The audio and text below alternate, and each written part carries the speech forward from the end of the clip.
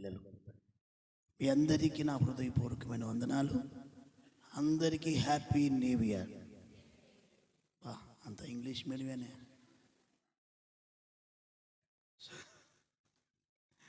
Once again I thank you for all of you. ఇప్పుడు మౌనంగా ఉంటారే, ఇందాక సేమ్ టు అన్నారు కదా. దేవునికి స్తోత్రం. చాలా మంచిది.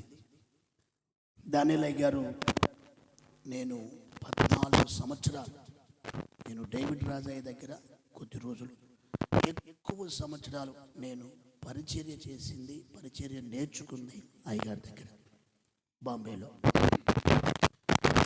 81లో ఆయన నమ్ముకొని 82లో బాప్తిసం పొందుకొని 82 నుంచి సేవ ప్రారంభించారు. 81లో నేను రాజన్న పుట్టాం. 84 నేను 81లో పుట్టాను. అంటే మనం పుట్టక ముందు నుంచి అది సేవ చేస్తున్నాను. 81లో నేను పుట్టాను.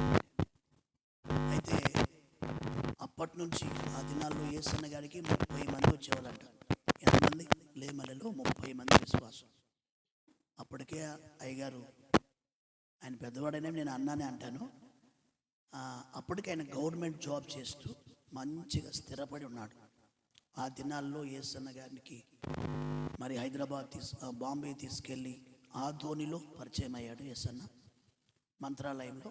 అక్కడి నుంచి బాంబే తీసుకెళ్ళి అక్కడ 22 సంవత్సరాలు కంటిన్యూగా ప్రతి నెల ఇట్లాగే ఒక ఆల్ నైట్ ప్రేయర్ పెట్టేవాడు. Holiday prayer, all night prayer.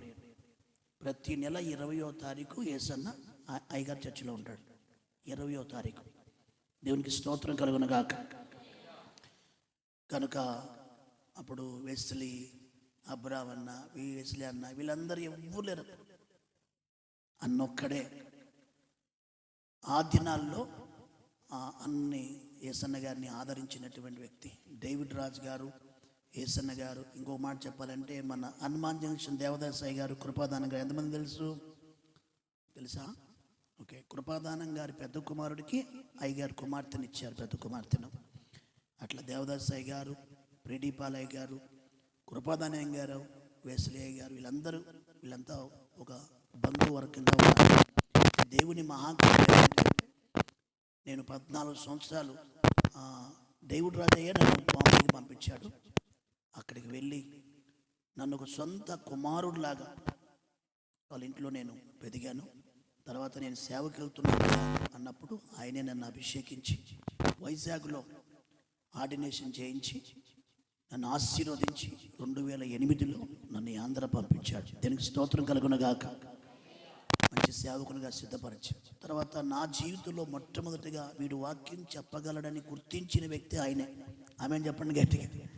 నన్ను నిలబెట్టి వాక్యం చెప్పరా అంటే నా వల్ల కాదే అంటే మాట్లాడరా అని మొదటగా ఆయన నిలబెట్టి వాక్యం చెప్పించినారు. అది ఒక 5 నిమిషాలు మాటలు చెమటలు వచ్చేసినాయి ఆ రోజు. దేవునికి స్తోత్రం కలుగునగాక.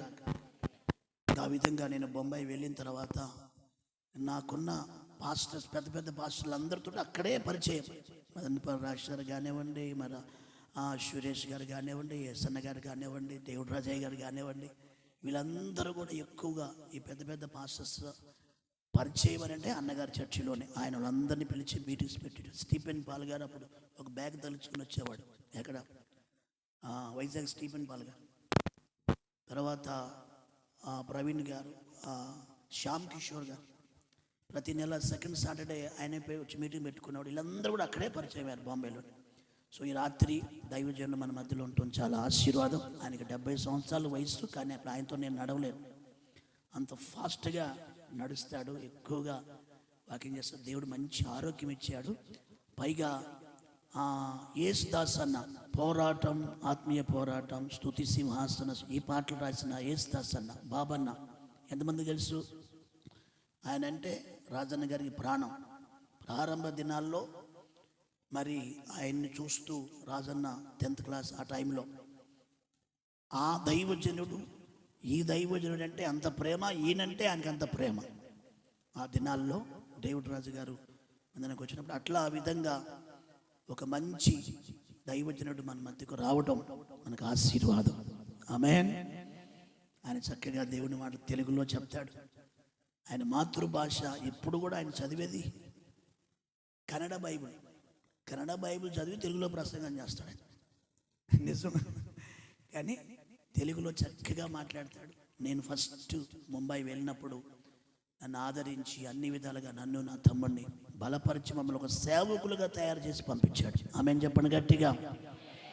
హల్లెలూయా. కనుక దైవజనుడి రాత్రి మనతో మాట్లాడి ఎంతమంది సిద్ధంగా ఉన్నారు? ఓకే, చిన్న ప్రార్థన చేసుకుందాం. ఈ నూతన సంవత్సరంలో ఏది ఏమైనా ఈ కుటుంబ ఆశీర్వాద కూటానికి వచ్చిన మీరందరూ నిశ్చయముగా దీవించబడుదురుగాక. నా దేవుని హస్తం ప్రతి ఒక్కరిని బలపరచునుగాక.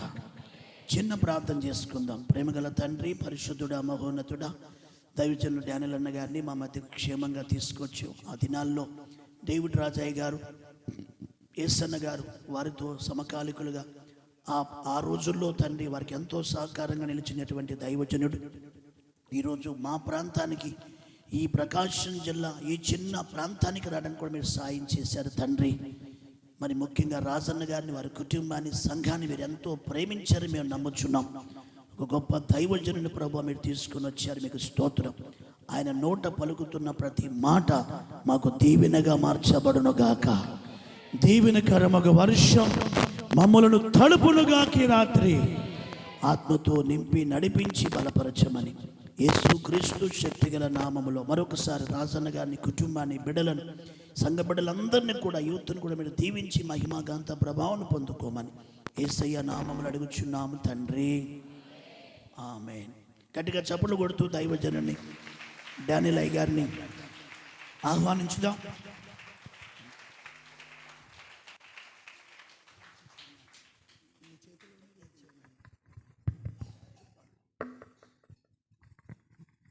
Praise the lord. ప్రియమైన దేవుని బిడ్డలారా, నా హృదయపూర్వకమైన మీ అందరికీ వందనాలు. ఈ దైవజనులకి, నీ ఎదిక మీద ఉన్న సేవకులకి అందరికీ నా హృదయపూర్వకమైన వందనాలు. ఈ తమ్ముడు జాస్వా నా గురించి ఎక్కువనే చెప్పాడు, కానీ నేను ఆంధ్రలో నుండి ఎక్కడో నుండి మా తాత కర్ణాటక వెళ్ళాడు. అక్కడ ఆయన సెటిల్ అయ్యి అక్కడే మేము పుట్టాము. అక్కడ నుండి నేను మహారాష్ట్ర 16 వయసులో వెళ్ళిపోయినా. ఈ 16 వయసులో కర్ణాటక నుండి ముంబై వెళ్ళిపోయినా. ఎందుకంటే మా నాన్న నేను 6 నెలలు ఉన్నప్పుడే చనిపోయాడు. 6 నెలలు బాబు కనుక అప్పుడే చనిపోయాడు. కుటుంబంలో చాలా భయంకరమైన ప్రశ్న. మేము యాదవుల ఊళ్ళో ఉంటారు కదా, ఆ కుటుంబంలో పుట్టిపోయాను.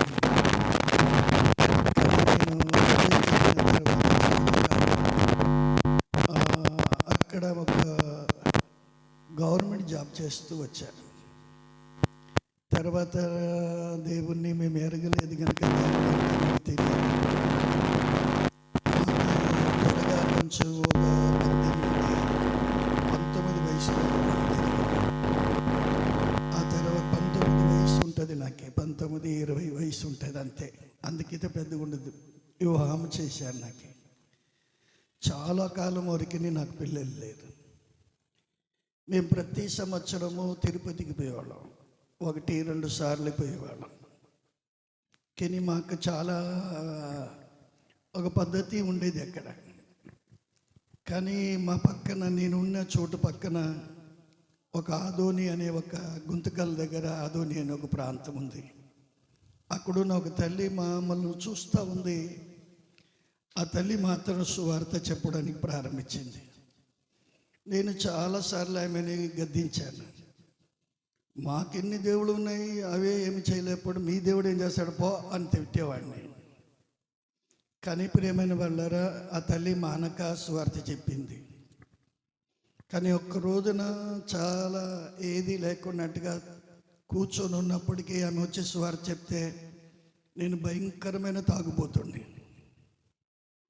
ఎందుకు తాగడానికి ప్రారంభించానంటే, పిల్లలు కాకున్నట్టుగా ఉన్నట్టుగా దానిని బట్టి ఈ సంపాదన ఎవరికి అని చెప్పి మరాఠీ వాళ్ళతో స్నేహితం కలిగింది కనుక ఇంకా వాళ్ళతో నేనేం చేస్తూ తాగుతూ తిరుగుతూ ఉండేవాడిని. ఇంటికి రావాలి అని అంటే 2-4 లేదా తెల్లారుజామున వచ్చి ఒక అరగంట పండుకొని మళ్ళీ డ్యూటీకి వెళ్ళేవాడిని. ఇటువంటి పరిస్థితి నాది. కానీ ఆ తల్లి మాట విన్న తర్వాత ఆమె నన్ను సంఘానికి రమ్మన్నది. సంఘముకి వెళ్ళి ప్రార్థన చేశా.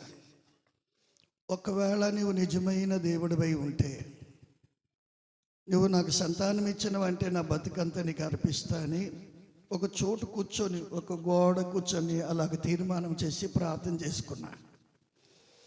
ఆ ప్రార్థన దేవుడు అంగీకరించాడు గనుక దేవుడు ఆ సంవత్సరంలో ఒక చక్కని కూతుర్ని ఇచ్చాడు. అప్పుడే గుడివాడలో ఉంది ఆమె ఇప్పుడు.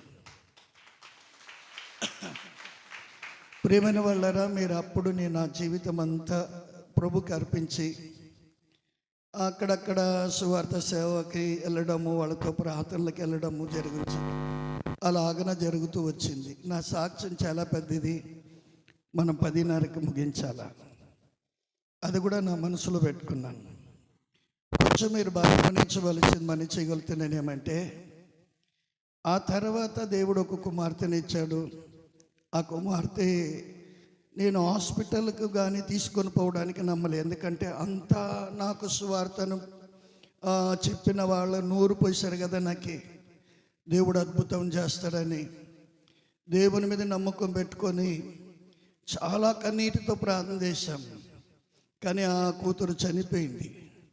అప్పుడు కొంచెం అవిశ్వాసం అటు ఇటు వచ్చింది.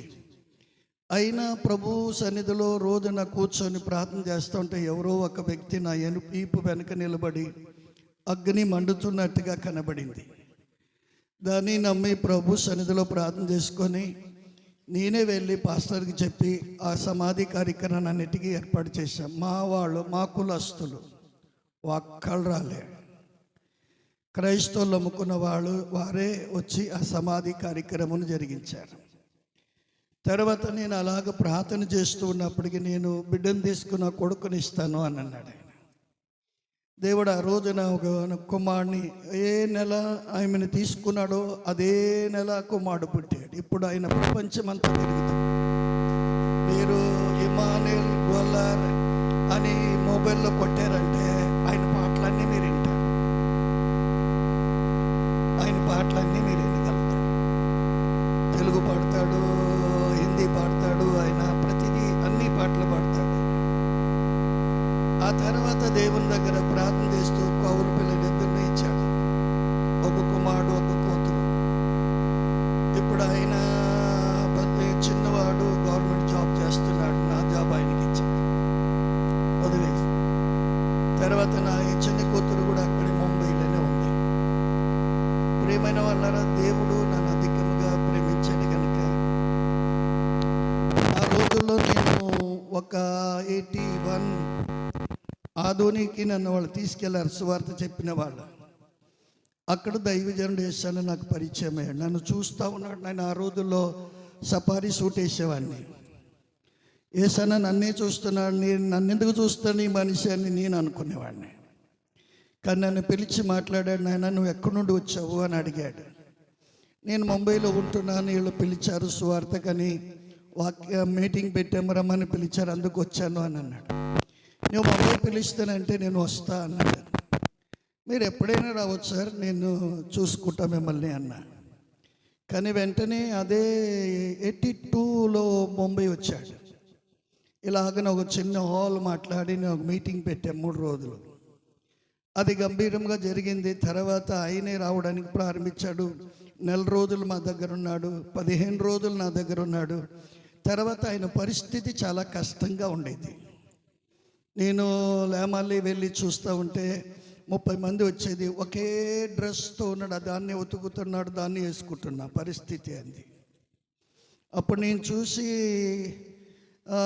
5 జతల బట్టలు, మళ్ళీ తర్వాత నేను ఒక మంచి వాచ్ తీసుకొచ్చి ఇచ్చినప్పుడు కన్నీళ్ళు కార్చాడు ఆయన. ఇలాగన దేవుడు ఆయనతో నడిపించుచున్న 25-26 సంవత్సరాలు ఆయనతో కూడా సేవ చేశాను. ప్రియమైన వాళ్ళరా, మీరు బాగా గమనించండి, మా జీవిత చరిత్ర ఇది ఉంటుంది. కానీ దేవుడు లేదా మనల్ని అధికముగా ప్రేమిస్తూ వస్తున్నాడు కనుక ఆ ప్రేమామయుడైన మన ప్రభువు చాలా అద్భుతుడు గనుక ఆయన మనల్ని ఎన్నాడు చేయబడువడు ఎడబాయడు గనుక ప్రభువు మనల్ని అధికముగా ఆశీర్వదించడానికి నమ్మదగిన వాడాయన. ఈ తమ్ముడు జాషువా కూడా పాస్టర్ డేవిడ్ రాజు నాకు చాలా క్లోజ్, నన్ను కొడక అనేవాడు పాస్టర్ డేవిడ్ రాజు. నాకు ఫోన్ చేసి ఒక తమ్ముడిని పంపిస్తా జాగ్రత్తగా చూసుకో అన్నాడు. ఈ జాషువాని నా దగ్గరికి పంపించాడు. కానీ ఆయన ఇప్పుడు పోరాటం అని పాట రాసిన వ్యక్తి నాకు ఆయనకి చాలా క్లోజ్ ఉండేది.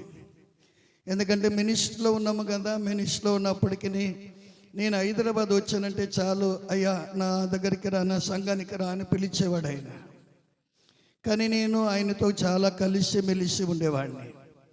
ఈ విధముగా మా జీవితాన్ని జరిగింది కనుక ఈ రోజున నేను ఒక చిన్న మాట మీకు చెప్పి ముగిస్తాను. మీరు కీర్తన గ్రంథం 23వ కీర్తన తీసుకుందాం. ఈ మాటలు మీకు దైవజనులను బోధించి ఉండొచ్చు. నేనేమి చాలా లోతుగా చాలా ఏమి వివరించడం లేదు, కొన్ని మాటలు చెప్పి నేను ముగిస్తా. ఇక్కడ దావీదు భక్తుడు ఏమంటున్నాడు? యెహోవా నాకు మంచి కాపరి అని అన్నాడా? కొంచెం మీరు బాగా గమనించి చూడండి. ఆ మాట మనం చదువుకుందాం. ఏమని రాసింది? మొదటి వచ్చి యెహోవా నా కాపరి, నాకు లేమి కలగదు. అమను అక్కడ నిలబడి ఇప్పుడు పచ్చిగల చోట్ల అనేది 2వ వచనం కదా. కానీ మొదటి వచనములో మనం బాగా గమనించుదాం. యెహోవా దేవుడు మనకు కాపరి అని ఉన్నాడు అని అంటే ఆయనకి కొరత లేకున్నట్టుగా నడిపిస్తాడు ఆయన. దావీదు ఏమంటున్నాడు? యెహోవా నా కాపరి, నాకు ఏమీ కొదువలేదు అని అన్నాడు ఆయన. గమనించుడండి, కొదువలేదు అని అన్నాడు. ఈ రోజున మన కుటుంబాలలో ఎన్ని కొదువలు ఉన్నాయి గమనించుడండి. కుటుంబ ప్రార్థన అయ్యగారు ఈ రోజున మీకు ఏర్పాటు చేశారు. ఈ కుటుంబాలలో దేవుడు కొరత లేకున్నట్టుగా మీ కుటుంబాలను దినదినము ఆశీర్వదించబడాలంటే యెహోవా దేవుడు లేదా మనకు కాపరి ఉండాలి. ఆయన స్వరము మన ఇనివాళముగా ఉండాలి. ఆయన నేను నడిపించగలిగిన కాపరి అయి ఉండాలి. నేను ఆయన నడిపిస్తున్న కాపరి అయినాడంటే నీవు ఆయన స్వరం వినడానికి నేను నేర్చుకోగలుగుతావు. కొంచెం నేను బాగా గమనించి చూడండి. యోహాను సువార్తలో 10వ అధ్యాయములో 4వ వచనం అనుకుంటున్నాను. అక్కడ నా గొర్రెలు నా స్వరముని వినును అని మాట మనం చూస్తాం. చూడండి ఆ మాటను కూడా చదవండి. ఆ మాటను కూడా యోహాను సువార్త 10వ అధ్యాయం 4వ వచనమమ్మ. తన సొంత గొర్రెలన్నిటినీ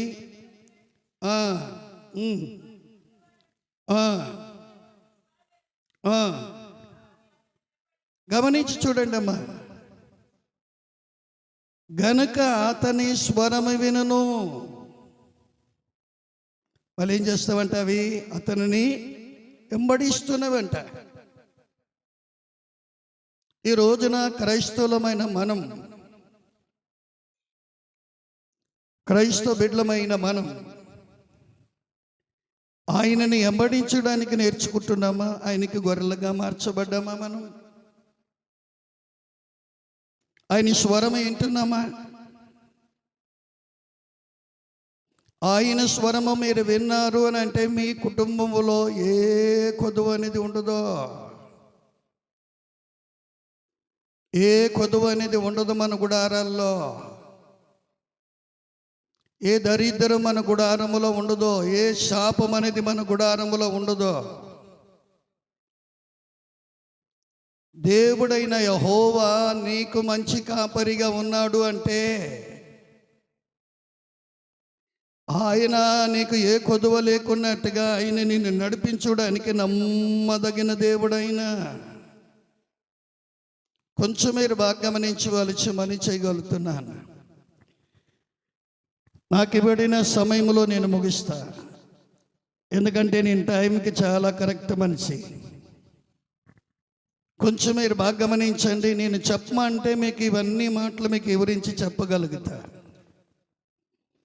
కానీ ప్రియమైన వాళ్ళారా, మీరు బాగా గమనించవలసింది, మీరైనా నేనైనా ఆయన స్వరాన్ని విన్నాము అని అంటే, ఆయన స్వరముని విని ఆయనని వెంబడించడమంటే, ఆయనకి సరిగ్గా మనం నడుచుకున్నామంటే, మనకు మన దేవుడైన యెహోవా ఏ కొరత లేకున్నట్టుగా నిన్ను నడిపిస్తాడు. ఆయన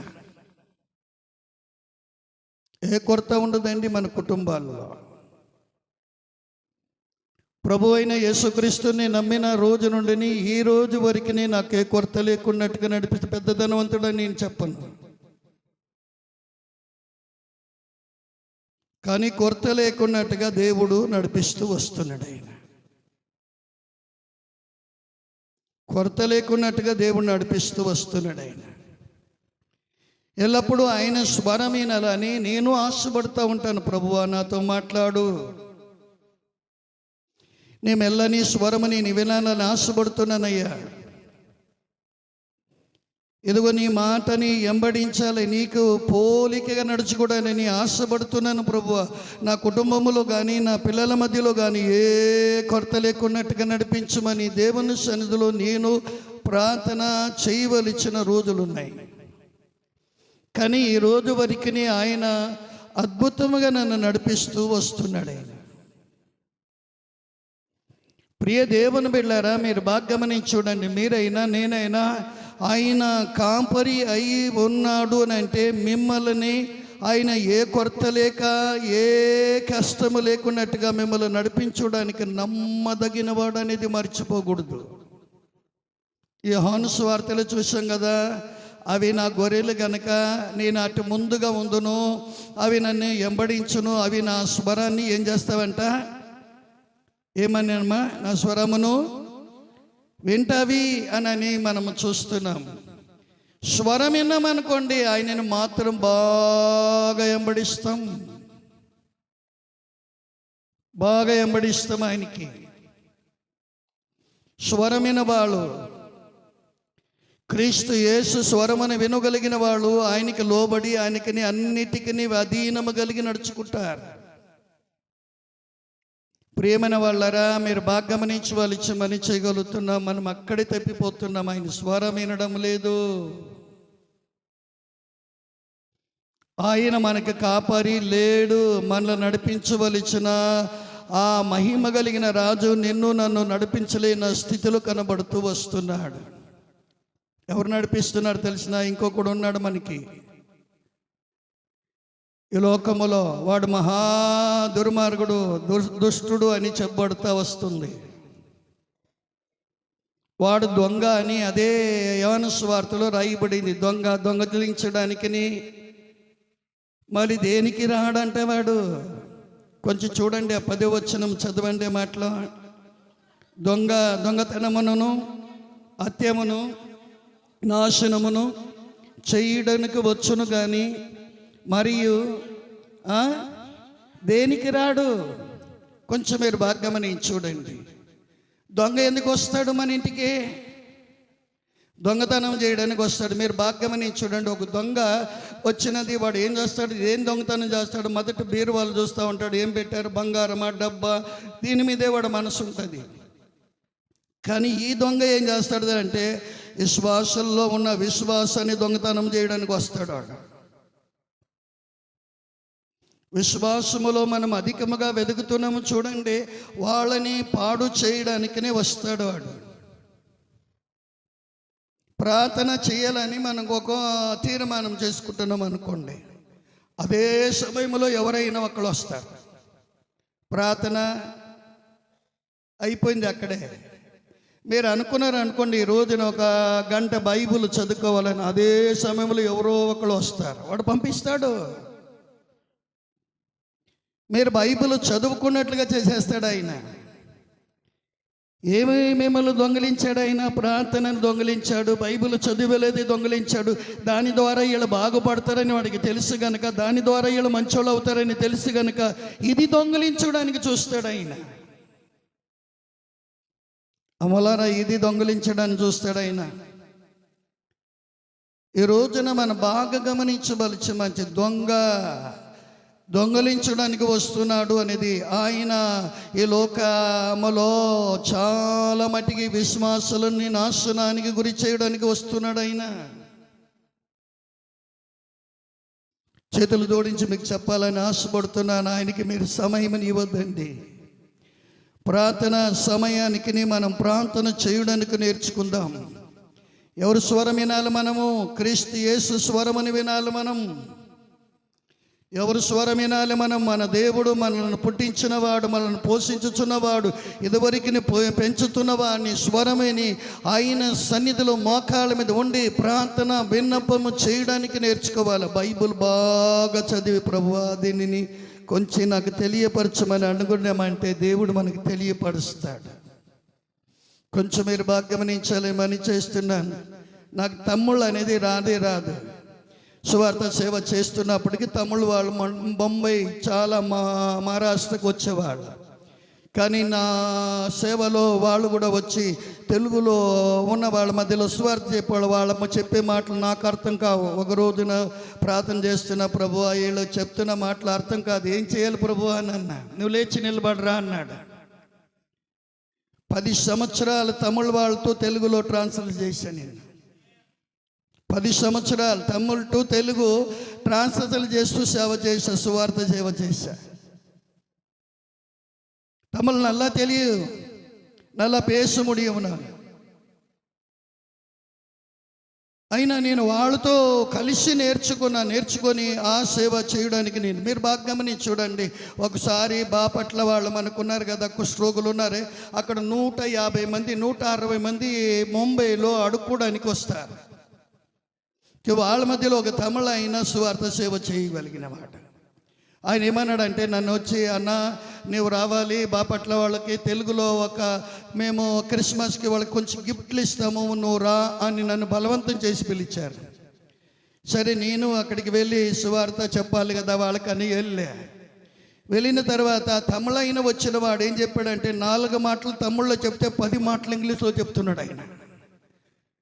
ఇప్పుడు నేనేం చేశాను, ఇంక ఏదో ఒకటి చెప్పాలి కదా అని చెప్పి చెప్తా ఉన్నాను. అందులో మన బాపట్ల వాడు ఒకడు బాగా చదువుకున్నవాడు ఉన్నాడు. ఆయన తర్వాత మీటింగ్ ముగించిన తర్వాత నా దగ్గరకు వచ్చాడు. అన్న నీకు ఇంగ్లీష్ తెలుసా అన్నాడు. ఒక్క మాట కూడా తెలియదురా అన్న. సరిగ్గా చెప్పావన్నా అని అన్నాడు ఆయన. అలాగెలాగరా అంటే నేను ఎంత చదువుకున్నానన్నా నాకు టీ తాపాడు. మళ్ళా వాళ్ళతో కూడా నేను టీ తాగుతూ ఉండేవాడిని, నాకేం రాలేదు. వాళ్ళతో కూర్చునేవాడిని, సువార్త చెప్పేవాడిని. మళ్ళీ తర్వాత వాళ్ళు నాకు చాలా మాటలు చెప్పారు. ఈ తమిళ అయినా అన్న ఇలా చేస్తున్నాడు అన్నారు. తర్వాత వాడికి నేను బోధించా ఏమనంటే, వాళ్ళ శాపం నీకు పడుతుందిరా, మోసం చెయ్యొద్దు అని అన్నా. ఈ కుష్ఠరోగుల పేరు చెప్పి నువ్వు ధనవంతుల దగ్గర తెస్తావు, వారికి నువ్వు ఒక పావులా ఇస్తావు, మిగతాదంతా నువ్వు ఇంటికి చేర్చుకుంటున్నావు. ఈ శాపము నీ మీదకి వస్తే జాగ్రత్త అన్నవాడికి. ఇప్పుడు వాడు కనబడడమే లేదు. వాడు ప్రియమైన వాళ్ళరా, ఇలాగన సేవ చేయగలిగిన వాళ్ళు ముంబైలో చాలామంది ఉన్నారు. కానీ మీరు బాగా గమనించి చూడండి, మనకు దేవుడు లేదా మంచి జ్ఞానము, తెలివిని, వివేకమును, బుద్ధిని మనకు అనుగ్రహించగలుగుతాడు. ఆయన చదువులేన నాకే దేవుడు ఇవన్నీ అనుగ్రహించాడు. ఆయన చదువులేన పామరునైనా నన్ను దేవుడు ఈ విధముగా నడిపిస్తూ వస్తున్నాడు. ఆయన కానీ దేవుడు మనల్ని నడిపించలేడా? దేవుడు మనకి సాయం చేయలేడా? మీరు బాగా గమనించి చూడండి. యెహోవా నా కాపరి, నాకు లేమీ కలగదు అని అన్నాడు. అంటే దావీదుకే దేవుడైన వాడై ఉంటే ఆయనకి లేమీ లేకున్నట్టుగా దీవించాడే, మనల్ని దీవించలేడా ఆయన? మనల్ని ఆశీర్వదించలేడు ఆయన? ఆయన నిన్ను నన్ను ఆశీర్వదించడానికి నమ్మదగిన వాడు. ఆయన నీకింటికి ఆయన కాపరై ఉన్నాడా? ఆయన మన గుడారానికి కాపరై ఉన్నాడా? ఆయన మనల్ని నడిపిస్తున్నాడా? ఆయన మనకు తోడై ఉన్నాడా? ఆయన మనతో మాట్లాడుతున్నాడా? ఆయన మనల్ని నడిపించగలిగిన దేవుడైతే నీకు ఏ కొరత లేకుండా నడిపిస్తాడు ఆయన. కొంచెం మీరు చూడండి, 34వ కీర్తన 9, 10, 2 వచనాలు మీరు చదవండి. ఏమని రాయబడి చూడండి ఆ మాటలో. యెహోవా భక్తులారా, ఆయనందును భయభక్తులు కలిగి ఉండుడి. ఆయన యందును భయభక్తులు కలిగిన ముంచు వారికి ఏమీ కొదవలేదంట. చదువు మా కింద మాట కూడా. సింహపు పిల్లలు లేమి గలవై ఆకలి కొనను కానీ యెహోవాను ఆశ్రయించే వాడికి ఏ మేలుకుని కొదవలేదు. సింహ పిల్లలు అనేది మాట మీరు కొంచెం గమనించండి. పెద్ద పెద్ద ధనవంతులు ఉన్నారే, చెప్పుకుంటున్నారే, టాటా, బిర్లా, అమీద, ఈ పెద్ద పెద్ద వాళ్ళని చూడండి, వాళ్ళకైనా కొరత రాగలుగుతుంది. యెహోవాను ఆశ్రయించగలిగిన వాడికి కొదువే ఉండదు. కొదువు ఉండదు నాయన మనకి. కానీ మనం ఏం చేయాలి? దేవుణ్ణి ఆశ్రయించి ఉండాలి. మనము దేవుని మీద నమ్మకం కలిగిన వాళ్ళమై ఉండాలా. ఇప్పుడు అడానీ అనే ఒక్కడు వచ్చాడు. వాడు షేర్ మార్కెట్ ఎంత పడింది మీకు తెలుసు కదా. మీరు నాకైతే కలిగిన వాళ్ళు భయంకరమైన లాస్ అన్నారు. ఇప్పుడు వాడి మీద అమెరికాలో చాలా కేసులు జరుగుతున్నాయి. అరెస్ట్ చేయగలుగుతారు అన్నట్టుగా చెప్తారు. ఇప్పుడు అడానీ చాలా మా మహారాష్ట్ర నేనున్న ధారావినే కొనేసాడు ఆయన.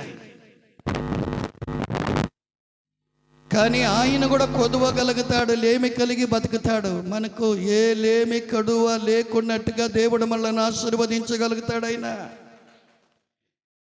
అంత ఉన్నతమైన దేవుడు మీ కుటుంబంలో లేమి కలుగుకున్నట్టుగా, ఏ కొదవ లేకున్నట్టుగా నిన్ను, నీ కుటుంబాన్ని, నీ పిల్లలని ఆశీర్వదించడానికి నమ్మదగిన వాడైనా. కొంచెం మీరు బాగా గమనించవలసి మని చేయగలుగుతున్నా. ప్రియమైన దేవుని బిడ్డలారా, ఆయన మనకి యెహోవాగా మార్చబడ్డాడు అనుకో, ఆయన మనకు కాపరిగా ఉన్నాడు అనుకో, నీకు ఇలేమి కలుగుకున్నట్టుగా దేవుడు అన్ని సమృద్ధిగా నడిపిస్తూ వస్తాడు. ఆయన సమృద్ధిగా నడిపిస్తాడండి. ఇక్కడ అన్నాడు, సింహపు పిల్లలకు లేమి గలవై ఉండొచ్చు కానీ యెహోవాను ఆశ్రయించిన వాడికి ఏ మేలుకును కొదువే లేదంట. ఆ సింహ పిల్లలు అనే దానినే మనం కొద్ది గర్తించో. పెద్ద పెద్ద ధనవంతులైనా లేమి కలిగి ఉంటారు, అడుగు తింటారు వాళ్ళు. కానీ మనము దేవుని పిల్లలము గనక ఒకళ్ళ దగ్గర పోయి చేయి చాచి అడుక్కునే వాళ్ళంగా ఉండము, ఇచ్చేవాళ్ళంగా మారుతాం. ఇచ్చేవాళ్ళంగా మారుతాం. ఎవరికి సాయము చేయగలిగిన వాళ్ళంగా మారుతాం. మేలు చేయగలిగిన వాళ్ళంగా మారుతాం. నీకు లేమి కలగకున్నట్టుగా దేవుడు నేను అధికంగా ఆశీర్వదించడానికి నమ్మదగిన వాడైనా. ఆ టైం ఉంది నాది. ప్రియమైన వాళ్ళరా, మీరు బాగా గమనించమని చేయగలుగుతున్నాను. నేను కూడా మనసులో అనుకుంటూ వచ్చాను, ఈ జాస్వా నన్ను ఎక్కడెక్కడ తిప్పుతున్నాడు అనుకున్నా. కానీ నేను ఆయన మాట ఇచ్చాడు కదా, సర్లే పోదామని అన్నా. దేవుని బిడ్డలారా, మీరు బాగా గమనించండి. దేవుడు కొరకు మనం పరిగెత్తినామంటే మనకి దేవుడు అన్ని ఆరోగ్యాలను అనుగ్రహించగలుగుతాడు. ఆయన నాకు ఇప్పుడు 70 వయసు. ముంబైలోనూ పరిగెత్తుతా, ఎక్కడైనా పోయినా పరిగెత్తుతా. ముంబైలో అయినా ఖాళీగా ఉండు, నేను ప్రతి దినం నాకు మీటింగ్ ఉంటుంది. దేవుడు నన్ను ఆ విధంగా ఒకవేళ ఏసన్న చెప్పిన రోజులు నేను సంఘం కట్టుకో ఉంటే ఈ స్థలం కూడా పట్టేది కాదు నాకు.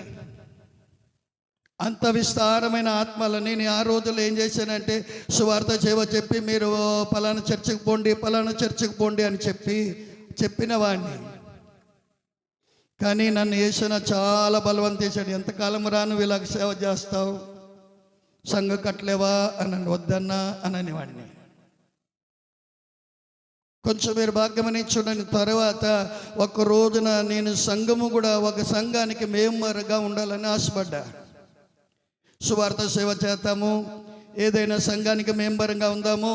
తర్వాత నేను డబ్బు సంపాదించాలని ఆశ వచ్చింది నాకు కూడా.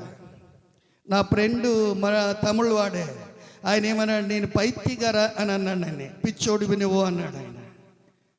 నన్ను చూడు, నేను గవర్నమెంట్ జాబ్ చేస్తా, ఆటో నడుపుతా, సాయంత్రానికి 800 తీసుకొస్తా ఇంటికి అన్నాడు. ఎప్పుడు?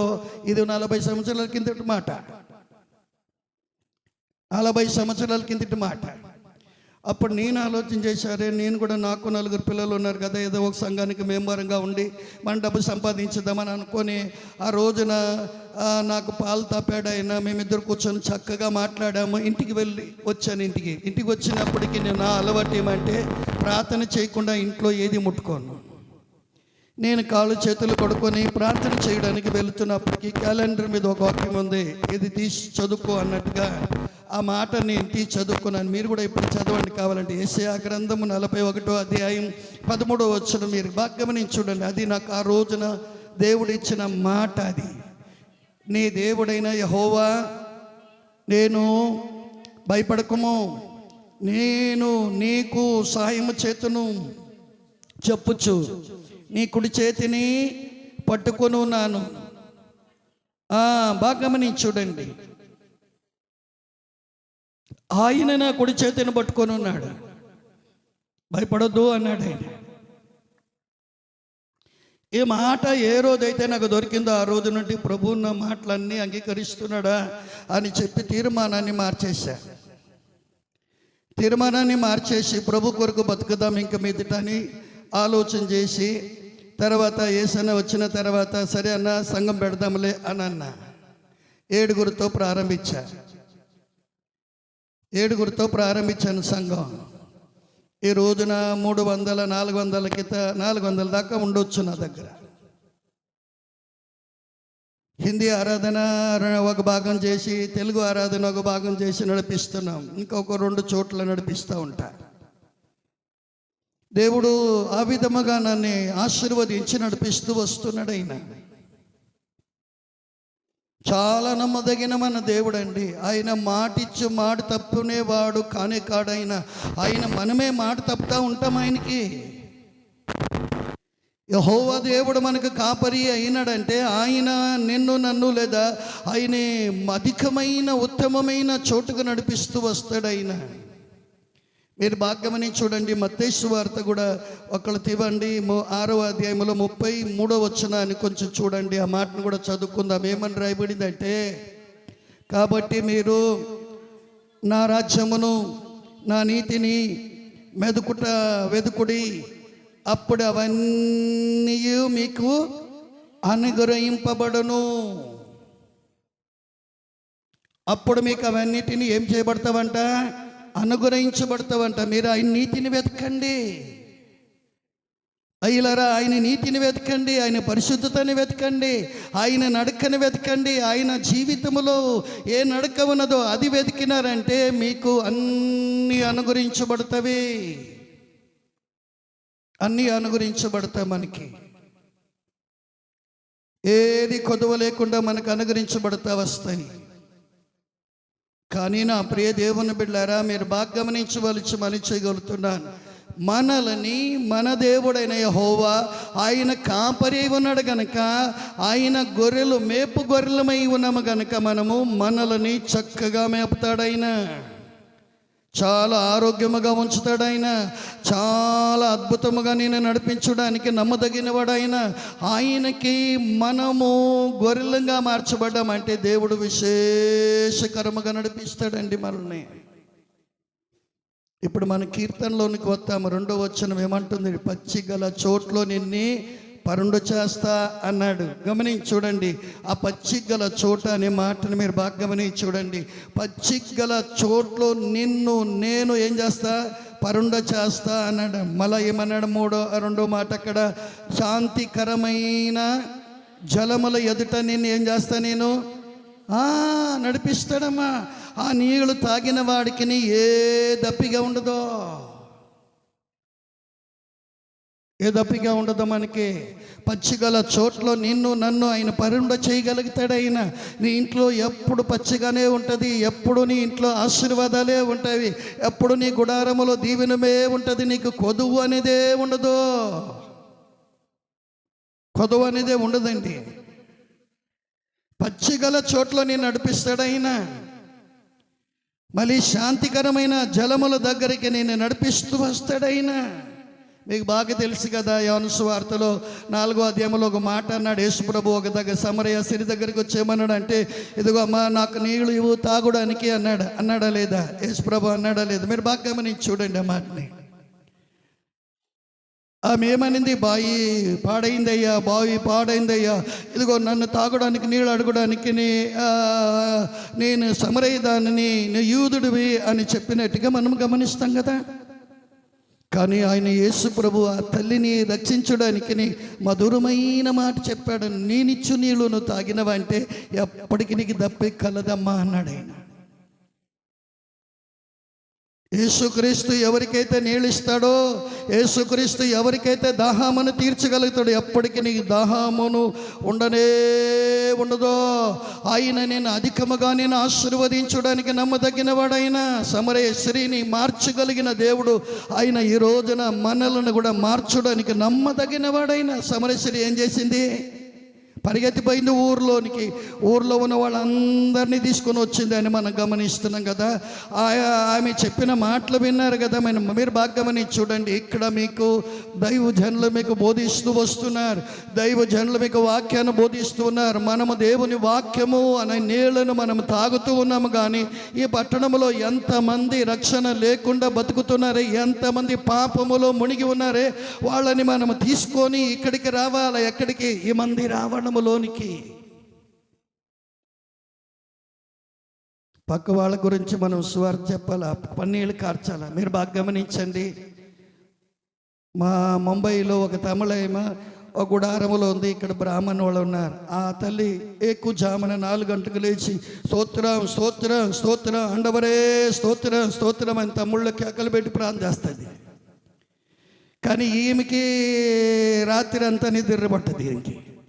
ఈమె రోజు తలుపు కొట్టేయమంటుంది. నీకేమైనా బుద్ధి ఉందా లేదా? ఎప్పుడు చూస్తే రాత్రి అంతా ప్రార్థన చేస్తూ ఉంటాం, మేము పండుకోవాలా లేదా అని చెప్పి ఆమెను బూతులు తిట్టింది.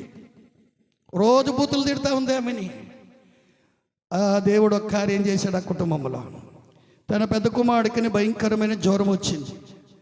ఆ తల్లి ఏ డాక్టర్ల దగ్గర తీసుకొని పోవలసిందో అక్కడక్కడ తీసుకొని వెళ్ళింది. ఆ జ్వరమే బాగా కాకున్నట్టుగా ఉంది.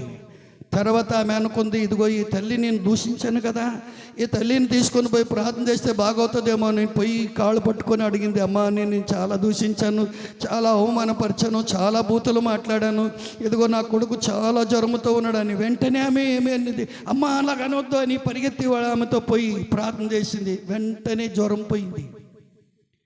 జ్వరం పోయిన వెంటనే మారు మనసు పొంది ఇంక రోజు ఇడ్లీ వడ దోశ వేడి తెచ్చి పెడుతుంది. అమ్మ తిను, ప్రార్థన చేయి నా గురించి అంటుందంట.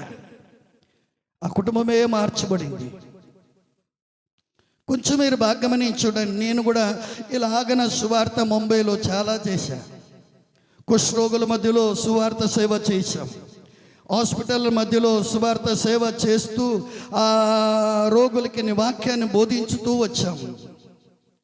ప్రియ దేవుని బిడ్డారా, మన ఈ పట్టణాన్ని, ఈ ఊరిని మీరు జ్ఞాపకం చేసుకొని కన్నీళ్ళు కార్చాలి. ఒక సమరయ స్త్రీలాగన ఒక పట్టణాన్ని మార్చిందే, అలాగన మనము ఈ నగరాన్ని మార్చగలిగిన వాళ్ళముగా దేవుని ఉద్దేశం అదే. నేను పచ్చిగా పెట్టాడు అంటే తిని తాగి సుఖంగా ఉండాలని కాదు, నువ్వు ఆయన చిత్తాన్ని ఎరిగిన వారవై ఉండాలా. ఆయన సన్నిధిలో బాగా ప్రార్థించి పట్టణము కొరకును, ఈ నగరాన్ని కొరకును, అనేకల పాపల కొరకు మనం కన్నీళ్ళు కార్చగలిగిన వాళ్ళమైతే దేవుడు లేదా వచ్చే రోజుల్లో సంవత్సరములో ఈ ఆలు పట్టకున్నట్టుగా ఇది ఇంకా 4 గంటలుగా పెంచబడులాగన ప్రభు చేయగలుగుతాడు. ఆయన చేయగలుగుతాడా? చేయలేడా? చేస్తాడైనా, నమ్మదగిన వాడైనా చేయగలుగుతాడైనా మన దేవుడు అలాగా. కానీ మనము లేదా ఆయనని కాపరిగా ఉంచుకోవాలా. ఆయన మాట వినగలిగిన వాళ్ళముగా ఉండాలా, ఆయనకు లోబడగలిగిన వాళ్ళముగా ఉండాలా, ఆయన చిత్తాన్ని ఎరిగిన వాళ్ళముగా ఉండాలా, ఆయన కొరకు మనం నడిపించబడు వాళ్ళంగా ఉండాలా. అప్పుడు ఆయన నేను పచ్చికల చోట్ల మధ్యలోనికి నడిపిస్తాడు, శాంతికరమైన జలముల దగ్గరగా నేను నడిపిస్తాడు. ఏ వ్యాధి కానీ ఏ రోగము కానీ నీకు పెట్టక ప్రభు అద్భుతముగా నేను నడిపిస్తూ వస్తాడు. ఆయన నేను 3వ వచనాన్ని దగ్గరికి వస్తా.